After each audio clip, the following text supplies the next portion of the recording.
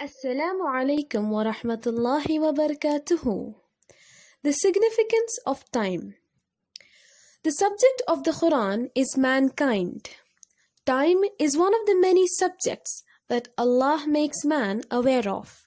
Surah al-asr, that teaches the basic elements of success, begins by swearing on time, which is one of the wonders of creation.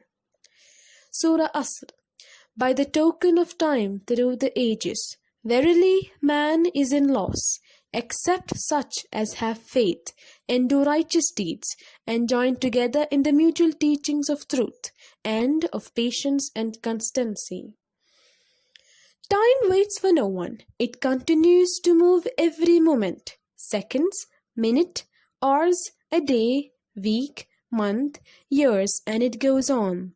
Thus one day the life given to him expires. He who uses his time wisely will succeed.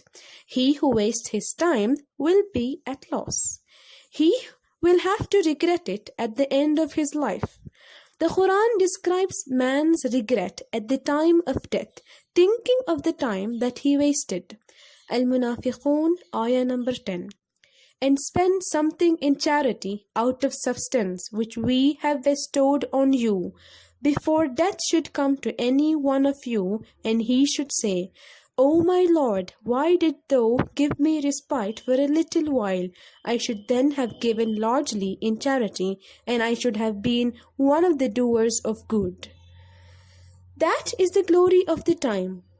That is why Allah swore by the irrevocable time. For what did we spend our day's time? Is every moment of our past worthy of goodness and reward? Or have we misused it and lost ourselves?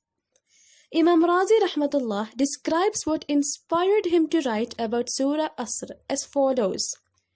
An ice cream vendor at the market used to call out, "Buy ice and eat it as soon as possible. If it melts and turns into water, you can't get it back." Yes, time is like ice. We need to use the time wisely before it melts. A hadith can read as follows. On the day of judgment, human will be asked, how did you spend your life? What did you do with the knowledge you acquired? How did you earn money? How did you spend the money? How did you utilize your body? How did you spend your youth? It is not possible to move a foot from the standing position without being asked these questions. Sisters, we must use our time very carefully and efficiently. Do not waste time thinking that you have got it for free. If we get 1 or 2 hours of in our life, how will we spend it? We've got about 2,088 hours due to lockdown over the last 4 months. How did we use this? Never in our life will we get such a splendid time. Have we been able to spend our leisure time pleasing Allah?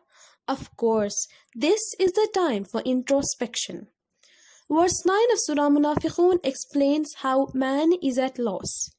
O you who believe, let not your riches or your children divert you from the remembrance of Allah. If any act, thus the loss is their own. With this verse, Allah warns some people, the people who spend precious time of their lives for wealth and family. For such people, the fear of Allah seems to vanish. Even though they have the opportunity to do good deeds, they do not do so because they are engulfed in materialistic thoughts. Dear sisters, let us think, do our children, family, and wealth prevent us from remembering Allah? If the answer is yes, then it is time for us to correct ourselves. We do not know when death comes. We must be prepared to accept it before that. Death can capture us at any moment, so use the time at hand wisely before our time is up. Dear sisters, we have only this time in our hands. Never expect to see tomorrow's morning. We need to be able to usefully spend every moment of the day.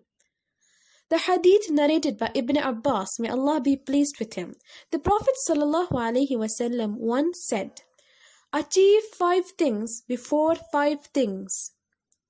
Life before death, the state of health before illness, the leisure time before work, the economic condition before poverty, and youth before old age. Leisure time is specifically quoted in this hadith. Realize the time in our hands is precious and we need to make necessary adjustments to our lives. May Allah bless us all, Ameen, and help us to utilize our time in the best way possible.